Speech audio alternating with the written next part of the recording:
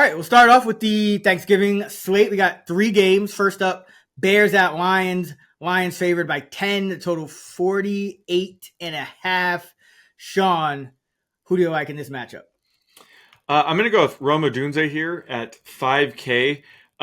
This is a very top-heavy game. Just, quite a few studs here.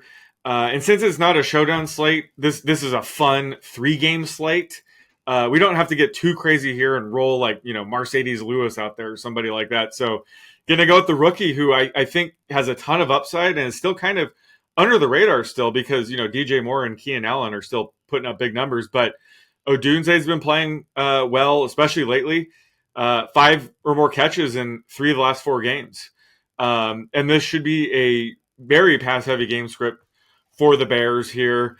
And, I've mentioned it, but the Lions use man coverage at the highest rate. Odunze actually leads the team in yards per route run against man coverage. So this is a great spot for him.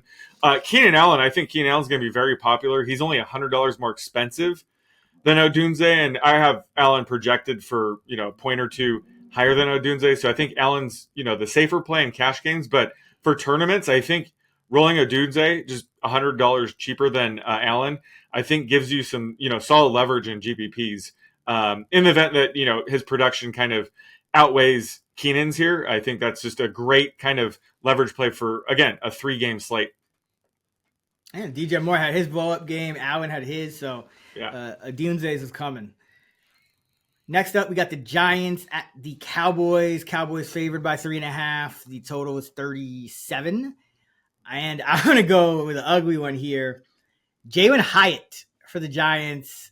He's about a couple $100 above min price on DK. 52% route rate last week. Split snaps with Darius Slayton. You wouldn't know it because he didn't catch a ball. But remember, no more Daniel Jones. So you do introduce some more quarterback variants. And Daniel Jones was very hesitant to throw downfield. And it kind of had to be drawn up. And it just never really worked out. But all you need is one big play from Jalen Hyatt to hit, and his average up to target is 21. So maybe we get Drew Lock, maybe we get DeVito, but either way, it should be better news for Hyatt than Daniel Jones. And there's a chance that he continues to, kind of split snaps with Slayton. Because remember, Slayton, they kept trying to get him off the team, and he just kept playing well.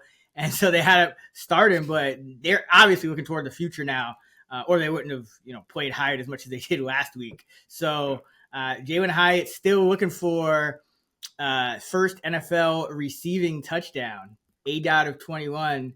It's coming sooner or later. So take some Hyatt. And then for the Cowboys, Luke Schoonmaker, 3,400, 6 catches, 56 yards against Houston on 10 targets, and then 3 for 55 and a touch against the Commanders last week. He's been targeted on 26% of his routes by Cooper Rush over the past 2 weeks. So that is some nice upside at that price. So Hyatt and Schoonmaker for me in this one.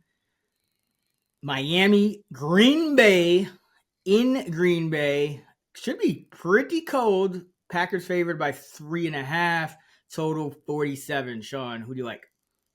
Yeah, so with Romeo Doubs looking more doubtful here, I think we got to target some of these Green Bay wide receivers. I'm going to go with Dontavian Wicks at 4,200.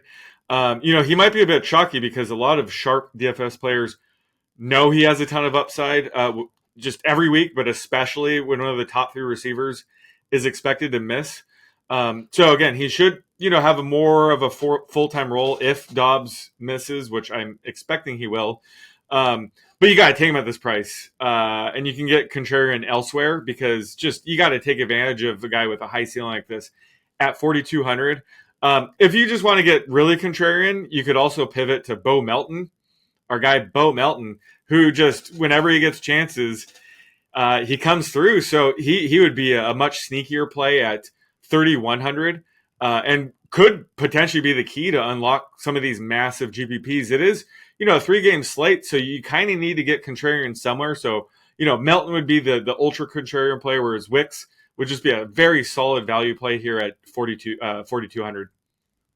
Yeah, hopefully he starts getting some catchable targets. I think he has like 17 catches on 46 targets or something like that. It's been absurd, but yeah, a lot of talent. Love Dontavian Wicks